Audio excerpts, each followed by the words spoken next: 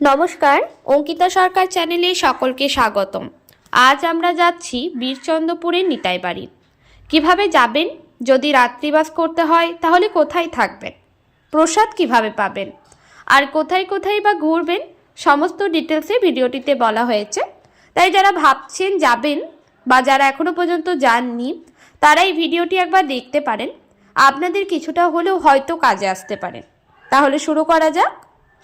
আমরা চলে এসেছি মন্দিরের সামনে। এটা হচ্ছে মন্দিরের গেট। সামনের দিকের যে ফাঁকা অংশটা দেখছেন, আর সেখানে আপনারা যদি গাড়ি করে বা টোটো করে আসছেন তাহলে সেটা স্ট্যান্ডে রাখা যাবে। তো যারা ভাবছেন যে গাড়িতে আসবো, কোথায় পার্কিং করা হবে, বাইরে কোথাও রাখতে হবে কিনা, তাদের বলে রাখি ভেতরে রাখতে পারবেন, সম্পূর্ণ ব্যবস্থা রয়েছে। মন্দিরে প্রবেশ করে তার পাশে রয়েছে আপনার অতিথি ভবন, আপনারা চাইলে এখানে থাকতে পারবেন।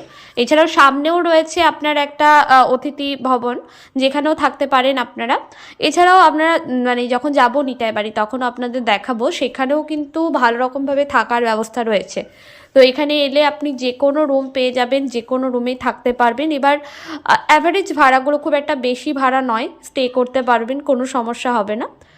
এটা হচ্ছে প্রসাদের কাউন্টার। এখান থেকে আপনাদের কুপন কেটে নিতে হবে যদি আপনারা এখানকার প্রসাদ গ্রহণ করতে চান বা প্রসাদ নিতে চান, তাহলে কিন্তু এখান থেকে প্রথমে কুপনটা আপনাদের কেটে নিতে হবে। এবার কুপনটা আমরা কেটে নিচ্ছি এখানে এবং আপনাদের দেখিয়ে দিচ্ছি যে মেনু কী কী থাকে। তো মেনুটা একটু চেক করে নিন, এখানে কিন্তু অনেক রকমের আয়োজন থাকে। এটা হচ্ছে ইস্কন মন্দিরটা। এবার আমরা ভেতরে প্রবেশ করছি। বীরচন্দ্রপুর পশ্চিমবঙ্গের বীরভূম জেলার একটি গুরুত্বপূর্ণ ধর্মীয় স্থান, যা বৈষ্ণব ধর্মের সহ প্রতিষ্ঠাতা নিত্যানন্দ মহাপ্রভুর জন্মস্থান, নিতাই বাড়ি হিসেবে বিখ্যাত এবং এটি একচক্র ধাম নামেও পরিচিত, যেখানে ইস্কন মন্দির, জগন্নাথ মন্দির ও বাঁকারাই মন্দির সহ একাধিক মন্দির রয়েছে, যা পর্যটকদের কাছে একটি গুরুত্বপূর্ণ আকর্ষণীয় স্থান। বিশেষত তারাপীঠের কাছে অবস্থিত হওয়ায় এটি একটি তীর্থক্ষেত্র হিসেবে পরিচিত।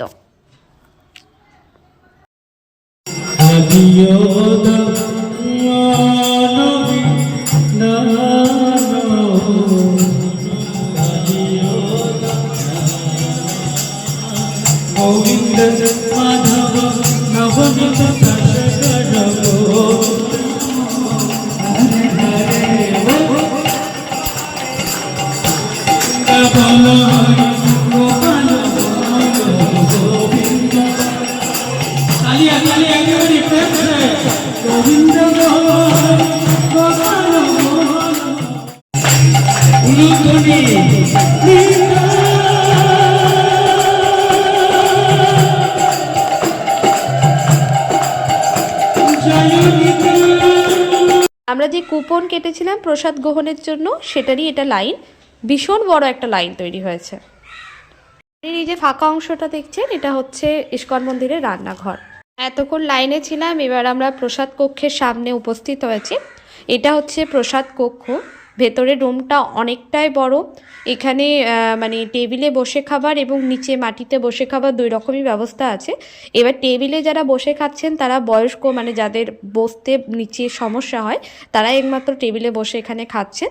এছাড়া বাকি যারা সমস্ত ভক্তগণ গেছে তারা সবাই মাটিতে বসে এখানে খাবার খাচ্ছে। ইস্কন মন্দিরের মধ্যে এক্সিবিশন রয়েছে নিত্যানন্দ ঠাকুরের। তো এটাতে যেতে গেলে 10 টাকা করে টিকিট মূল্য পড়ছে। প্রদর্শনী যদি আপনারা দেখতে চান তাহলে 10 টাকা টিকিট মূল্য দিয়ে ভেতরে আপনারা প্রবেশ অবশ্যই করতে পারেন।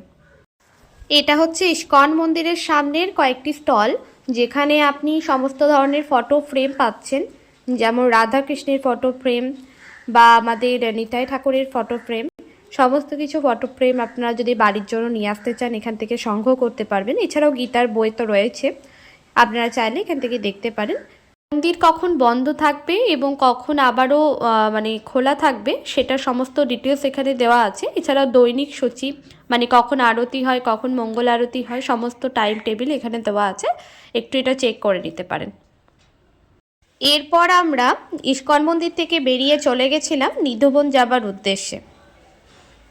এটি নিত্যানন্দ মহাপ্রভুর জন্মস্থান।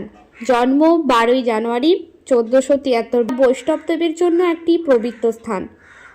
পৌরাণিক কাহিনী অনুসারে পাণ্ডবরা তাদের বনবাসের সময় এখানে একচক্র গ্রামে অবস্থান করতেন বলে বিশ্বাস করা হয়। এখানে নিতাই বাড়ি, মানে নিত্যানন্দ মহাপ্রভুর জন্মস্থান, ইস্কন মন্দির, জগন্নাথ মন্দির, বাঁকারাই মন্দির ও দাবুকেশ্বর শিব মন্দিরের মতো একাধিক মন্দির রয়েছে। এর ষড়ভুজাকৃতি মন্দির এবং শান্ত পরিবেশ পর্যটকদের আকর্ষণ করে। বীরভূম জেলার সিউড়ি শহর থেকে প্রায় 20 কিমি দূরে অবস্থিত এবং তারাপীঠের খুব কাছে হওয়ায় পর্যটকদের জন্য খুব সুবিধা হয়। আপনারা যারা ভাবছেন যে কিভাবে আসবেন তাদের বলে রাখি, আপনারা চাইলে সাঁইথিয়া বা তারাপীঠ থেকে এখানে আসতে পারবেন, বাসেও আসতে পারেন। এছাড়াও সাঁইথিয়া বা তারাপীঠে আসার পরে আপনারা সেখান থেকে গাড়ি বা টোটো করেও কিন্তু এখানে আসতে পারবেন। খুব আসাটা সুবিধাজনক, খুব একটা দূরত্ব নয়। ভিডিওটা এই পর্যন্ত। ভিডিওটা ভালো লেগে থাকলে অবশ্যই একটা লাইক করবেন এবং কমেন্ট করে জানাতে পারেন। আপনারা যারা যাবেন ভাবছেন আগামী দিনে বীরচন্দ্রপুর, তারা অবশ্যই যেতে পারেন। খুব ভালো একটা জায়গা, শান্ত পরিবেশ। ধন্যবাদ সকলকে এতক্ষণ দেখবার জন্য।